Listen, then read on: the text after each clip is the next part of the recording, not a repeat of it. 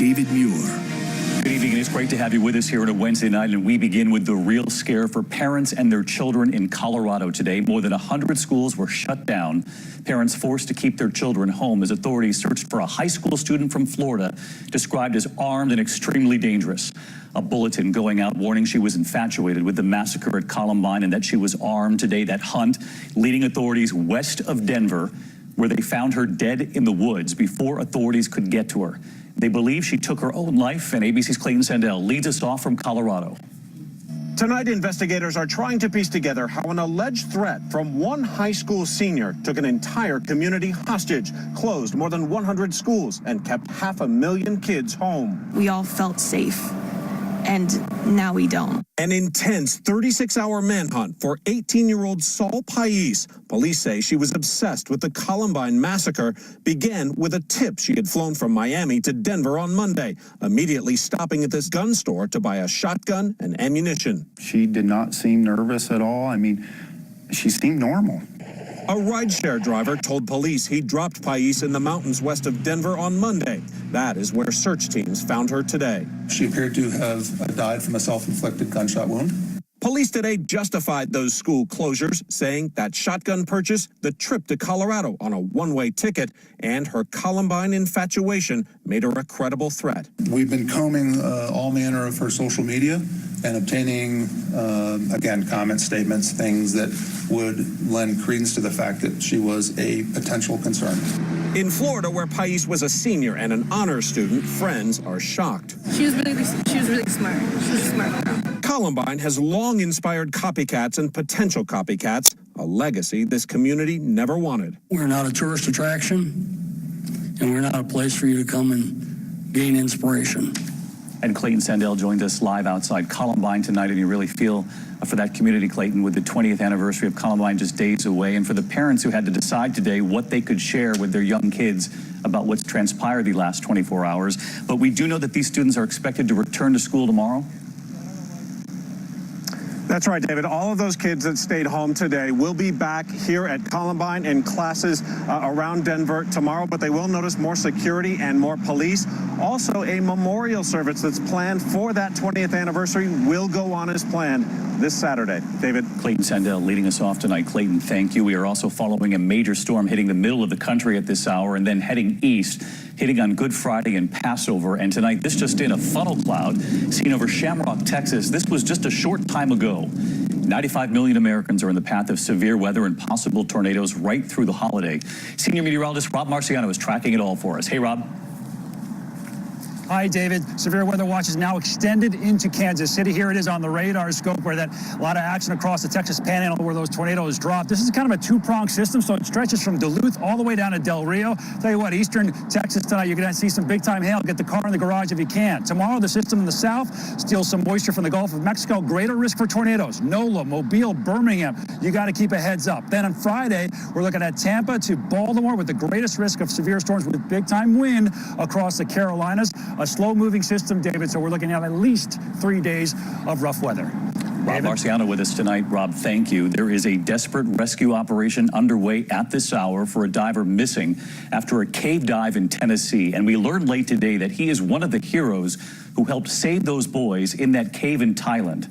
Tonight, specialized teams are trying to rescue him. And here's ABC's chief national correspondent, Matt Gutman. Beneath this pool of water in Tennessee's hill country, tonight, that desperate cave rescue is getting underway for a diver trapped inside. The British diver went missing around 3 p.m. Tuesday. His fellow divers spent hours trying to locate him. They had to dive, and back under that tree is the opening of the cave, and it's a very narrow opening. By around 1 a.m. today, they gave up, calling 911. There was a group of about 5 that went in to explore this cave. When they came back out, they were missing this one individual. ABC News has learned the diver was a member of an elite team that rescued the soccer team from the Thai cave last summer. Fighting powerful currents, they pulled 12 boys and their coach from a spot in the cave 2 miles in. But officials say this dive is far shorter, a little longer than a football field, but has passages that are just 3 feet wide. And the water is cold, only 55 degrees. The gentleman in the cave is wearing a dry suit, so that gives him a great chance that he's just sitting in there waiting for us to come in and to get him. That's our hope. An air pocket like that could buy the diver and rescuers precious time. We do know that there's sufficient air in that bell to survive for an extended period of time, greater than 24 hours. Well, let's hope he is in there waiting to be rescued. And Matt Gutman joins us live tonight. Matt, we know this is a highly technical rescue operation, and you learned tonight that they're calling in experts from across the country. That's right, David, and that's because there aren't that many people in the world capable of pulling off a specialized rescue like this who have this kind of experience. Now, they hope to be able to get to that missing diver tonight. Their biggest concerns are not only lack of air, but also hypothermia. David. All right, Matt Gutman, who will stay on this through the night. Matt, thank you. We are now just hours away from the redacted version of the Mueller report being released. Expected to be released tomorrow morning. The AG revealing late today that he will now hold a press conference in the morning. And President Trump saying there will be, quote, very strong things to come out. So has he seen it? Has he been briefed on it? ABC's chief White House correspondent Jonathan Karl and what he's learned. Attorney General William Barr says he and Deputy AG Rod Rosenstein will hold a press conference tomorrow as the Justice Department releases a redacted version of the long-awaited Mueller report. Barr has already declared Robert Mueller found no evidence the president and his campaign colluded with Russia. But on obstruction of justice, Barr in his letter to Congress quotes Mueller's words. While this report does not conclude that the president committed a crime, it also does not exonerate him. He also has a fuller explanation of that in the report that I'll be making available. Barr himself has determined there was no obstruction, and in a radio interview, the president sounded unconcerned about tomorrow's revelations. You'll see a lot of very strong things come out tomorrow. That really piqued our interest today. John Karl live at the White House tonight. John, you broke the news that the White House and the Justice Department have discussed the special counsel's findings. But the president predicted there in that audio you just had very strong things to come in his words. So how much does he know? What are your sources telling you tonight? David, as we first reported, the White House legal team has been briefed, but I'm told in broad brushstrokes, not a lot of great detail on the actual details of the report. David, I am told from senior staff here that they plan to be reading the actual report just as we are after it is released tomorrow. John Karl at the White House tonight. John, thank you. Meantime, the White House is monitoring reports of a North Korean weapons test tonight. North Korean state media reports that Kim Jong-un supervised the test of a new type of tactical guided weapon, a strong signal 7 weeks after a summit with President Trump. Those tactical weapons are generally short range, and authorities do not believe they're likely to threaten the United States. Next tonight, to calls for prosecutors to press charges after disturbing cell phone images emerged. The video showing two teens beating a boy with autism. One of the suspects is the son of a former mayor in Southern California. Here's ABC's Adrian Banker tonight. Tonight, outrage after a California district attorney says detectives need to investigate further the case of an autistic man being punched and kicked. The case came to light after this video got the attention of police, filmed inside an LA parking garage. You can see one of the young men back away before kicking the victim, who lay motionless. It shows another one of the attackers going through the victim's pockets. Two 18-year-olds were arrested in the case, 18-year-old Corey Streeter and Declan Bell Wilson, whose father was mayor of Rolling Hills at the time. Both have since been released, but police say they believe the suspects were involved in the attack. And tonight, Declan Bell Wilson's father tells ABC News, "I was as surprised as anyone else when I found out about the arrest of my son. We are cooperating with law enforcement." David, no charges have been filed in this case. Police are asking the public to contact them if they have any information. David? Adrian Banker. Adrian, thank you. We're going to turn now to the death tonight of a young college student, a freshman in Buffalo. The 18-year-old was rushed to the hospital from a fraternity there, reportedly in cardiac arrest. Well, days later, he has now died. Was this hazing? Was that student forced into extreme exercise? Here's ABC's Lindsay Davis. Tonight, an investigation into a possible hazing death at the University at Buffalo. Responded off of Main Street on the front lawn for a person in cardiac arrest. The president of the school announcing the passing of 18-year-old Sebastian Serafin Bazan, who'd been in critical condition and on life support for several days. Buffalo police say they received a 911 call late Thursday night from the Sigma Pi fraternity house. Neighbors claim they saw several young men carry out a body of a man who appeared to be unconscious. We just saw paramedics working on him, chest compressions, giving oxygen. According to the Buffalo News, Serafin Bazan had recently been treated for a respiratory ailment and went into cardiac arrest during possible hazing, which included forced exercises. All Greek life activities at the university are currently suspended until further notice. And police are still awaiting autopsy results, including a toxicology report, and they're also interviewing witnesses, David. All right, Lindsay Davis with us tonight. Lindsay, thank you. And from Paris tonight, we have new video here of the damage at Notre Dame Cathedral. The view from above tonight, showing the roof completely gone there. The view into the cathedral from the air, those two famous towers still standing. But now we have learned authorities fear they were just minutes from collapsing. And ABC's James Longman from Paris again tonight. New images tonight of Notre Dame revealing the scope of destruction. Its top charred from end to end. Huge sections of the roof collapsed, a hole in France's heart. As teams today doused the building, fresh worry the remaining wood and lead above was weakened by the fire and all that water used to fight it. Aujourd'hui, c'est de conforter. The head of France's Construction Federation telling us the same materials that once held this building together could now bring it all down. French officials say Notre Dame was just 15 to 30 minutes away from total collapse. And tonight, we're hearing from Father Fournier, the hero firefighter chaplain who rushed in to save the relics as the church's spire fell. Une fois ce passe obtenu, nous nous précipitons. He says his team broke into the area holding the famed crown of thorns, believed to have been worn by Jesus. They found a staffer with a code to quickly unlock its container so they could rush the relic to safety. Across France today, the sound of solidarity. Churches ringing their bells for their mother church, who no longer can. And James Longman joins us live tonight from outside the cathedral. And James, we know so far about $1 billion has been raised to restore Notre Dame. Yes, that's right, but they're probably going to need another $1 billion to complete the work.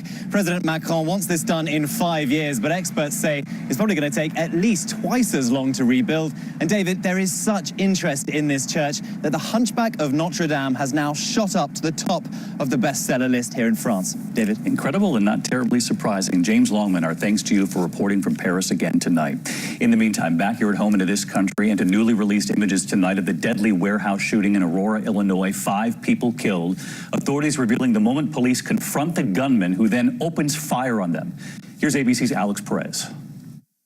Tonight, our first look at the harrowing moments when authorities come face to face with an armed gunman who had already killed 5 people. The shooter in a white shirt is seen pacing back and forth inside a foyer. As officers attempt to approach, the cold-blooded killer opens fire. Officers scrambling for cover. Aurora has an active shooter situation. 1 officer is reported down at this time, active shots being fired. The nerve-wracking ordeal back in February playing out for more than 90 minutes. The gunman later identified as 45-year-old Gary Martin, a disgruntled employee who was about to get fired. Martin appears to be waiting for officers to ambush them. He repeatedly pulls the trigger. Officers outside firing back. SWAT teams in armed vehicles eventually storm the building with shields and long guns in hands. Police enter the building. The gunman killed in a shootout with officers. David, investigators say the gunman fired 64 rounds at those arriving officers. 5 of those officers were injured, but thankfully survived. David? Alex Perez tonight. Alex, thank you. The Trump administration is imposing new policies toward Cuba tonight and tough new sanctions against Venezuela and Nicaragua. The administration is reimposing limits on the amount of money Cuban Americans can send to relatives in Cuba and ordering new restrictions on travel to Cuba. The sanctions also aim to punish Cuba for its support for Venezuela's President Nicolas Maduro. And federal authorities touting what they say is their biggest effort yet against the opioid epidemic gripping this nation. Prosecutors saying today that in recent months they've charged 60 medical professionals, including 31 doctors, accused of providing more than 350,000 illegal prescriptions in exchange for cash or for sex. Most of the arrests in Appalachia, a region hit especially hard by the epidemic. Next tonight here, the close call for passengers on an American Airlines jet. A wing on the plane was clipped during takeoff from JFK, but now we learn what else happened. ABC's David Curley covers aviation. ABC News has confirmed tonight that the wing of this American Airlines jet, dented by hitting a light on takeoff, also hit the runway pavement at JFK, potentially disastrous, horrifying for passengers. We felt the plane book pretty hard to the left. Everyone just kind of held on really tight. Just off the ground, the A321 jet headed for Los Angeles with 110 on board banks severely to the left, the pilot reports, and asked to return to JFK. Uncontrolled bank 45 degrees to the left. We had an uncommanded roll to the left as we rotated. What the pilot is saying here is that the airplane rolled itself to the left severely and dragged a wingtip. I can't tell you how unprecedented that is, and also incredibly dangerous. We could have lost this airplane. Tonight, a week after the incident, the NTSB assigned a team of 6 to investigate. American Airlines says its investigation is continuing and it's cooperating with federal authorities. One of the passengers tells us in those terrifying seconds, she was thinking the worst of the worst. David? All right, David, thank you. To the index of other news tonight, in the fast-moving brush fire threatening homes near Port St. John, Florida. Firefighters trying to contain the flames tonight, spreading across 300 acres now. The fire creeping closer to homes and structures, smoke forcing authorities to shut down Highway 407 late today. The horrific pictures coming in from overseas tonight of a deadly tour bus crash in Portugal.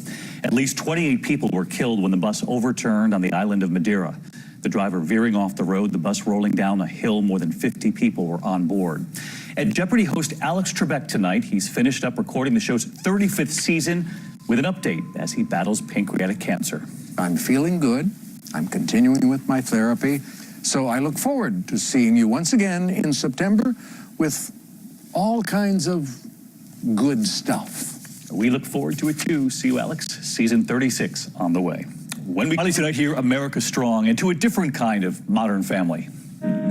Tonight, along the Mississippi River near Fulton, Illinois, an extremely rare sight.